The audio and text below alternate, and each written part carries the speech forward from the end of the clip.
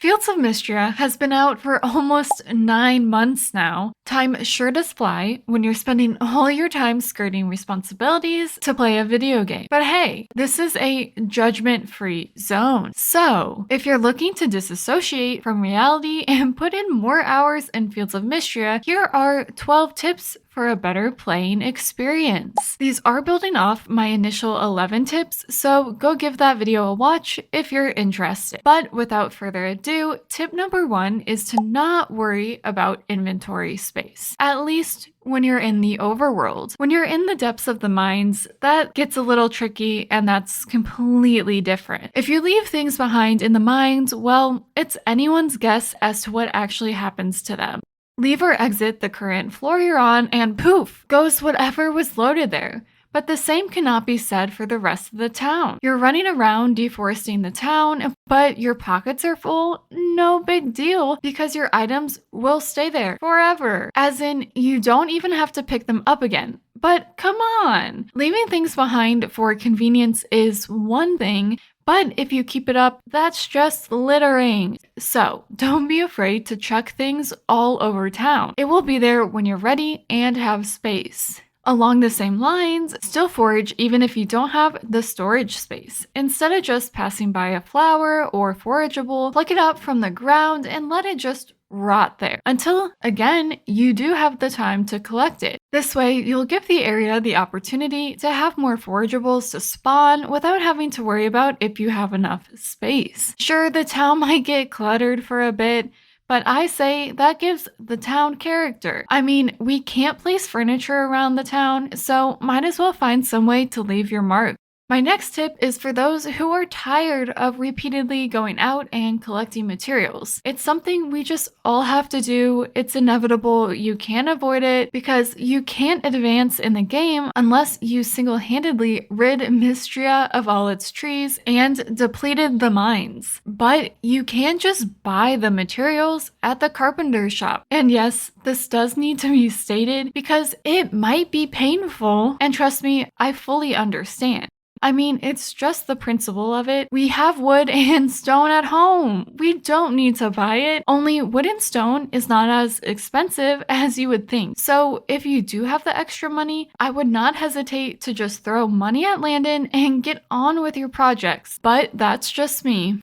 For my next tip, if you're feeling dissatisfied with your artifact spawn rates, don't worry. What I found is that an artifact will spawn in the same location on a given day. So if you're on day 1, the artifact spot on Sweetwater will always spawn in the same location, no matter how many resets you have that day. On day 2, that spawn spot will change, but the same applies. You can just keep resetting for a chance of a different artifact. Now, I've come to learn that this is actually called save scumming, and yeah, it sounds gross. It sounds wrong. Like, am I scum for wanting to get all my collectibles in a reasonable time? Maybe, but this more so just comes down to your playstyle. I enjoy the grind, so I don't mind resetting the day until I get a new artifact. And if you're the same way, it might be something you want to do when you're getting close to completing the museum collections, but there's that final pesky artifact that's evading your capture.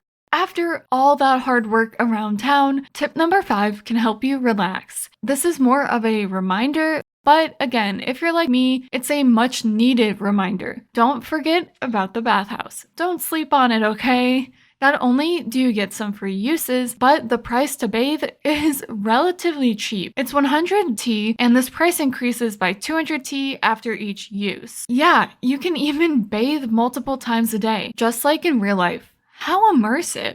In any case, if you're fishing the day away by the manor, it is the perfect spot to gain more energy back so you don't have to try and scrounge around for food. I know it can feel out of the way sometimes, but it really is a good source of energy. And your player is probably stinky, so maybe think about bathing at least once just for good measure. Speaking of energy, I want to shout out this comment I got on my 100 Days of Fields of Mistria video. They left a few tips, but this one really caught my eye in particular. When you achieve a milestone level in town rank, you are rewarded with a mana orb. This mana orb not only refills your energy, but adds to the max capacity of how much energy you can have. Now, if you're strategic about it, you can use them on days when you're in the mines. It's like a free full restore, and you get even more energy. I have this bad habit of just using it up right away because I love a good energy increase, and they don't always align with my mine days, and I'm a little impatient. But I think waiting in this case, even if it's just at the end of the day, might prove to be a better option. But hey, if you don't want to play that way, you don't have to. My next tip takes us from talking about the mines to actually entering the mines, the lava levels specifically. I bet you're used to carrying your watering can in the mines so you can walk over the lava. But did you know you can actually just use the rain spell and it will start raining underground? Mind blowing, I know. I went way too long without knowing this, and now I kind of feel sad when I can't bust out my rain spell. Of course, you'll still need your watering can, but I think being able to use this spell underground is pretty cool.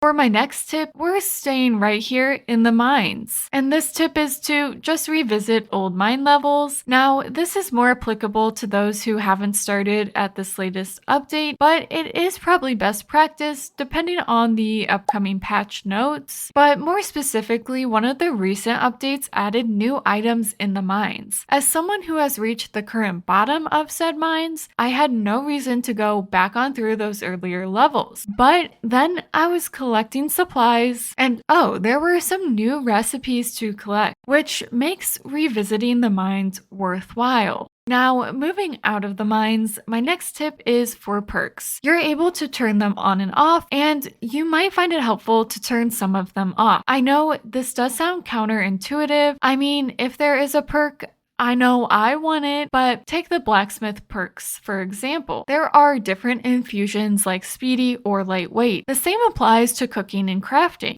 Say you want lightweight armor, but you have all the infusion types enabled. Well, your chances of getting lightweight armor are lower than they would be if you just turned off those other infusions and kept only the lightweight option on. It truly feels like you're breaking the system, but you're just being smart.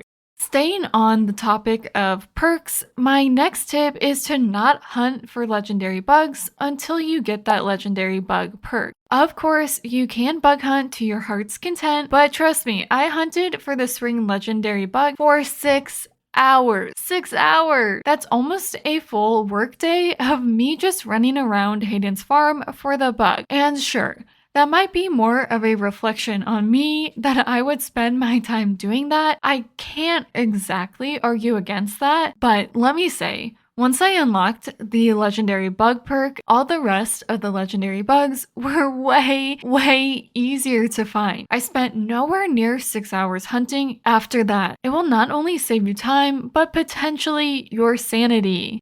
Now, moving on to animals, I want to say that you should not focus on making any of the animal feed. I'd prioritize either hand feeding them or growing crops specifically for them. Those animal feeds can be expensive in materials, and the worst part is the ultimate version of the pet feed only gives 3 shiny beads. 3. That is criminal and a waste of time. And it can feel good to know your pets are well fed, just in case. And I would agree in general, but I wouldn't go out of my way to craft them. And then finally, my last tip number 12, is again more so a reminder. Don't forget about both the chicken statue and the well. I know when I'm in the hustle and bustle of trying to complete the storyline quests, I sometimes neglect some of these extra things like the chicken statue or bathhouse like I mentioned earlier. But the rewards might just be well worth it for you, especially the chicken statue. You can get gold quality animal products all while it takes a while for your animals to produce those naturally, so it's kind of like a fast track to getting some of those gold versions, which can be useful if you're trying to cook up some more complex recipes.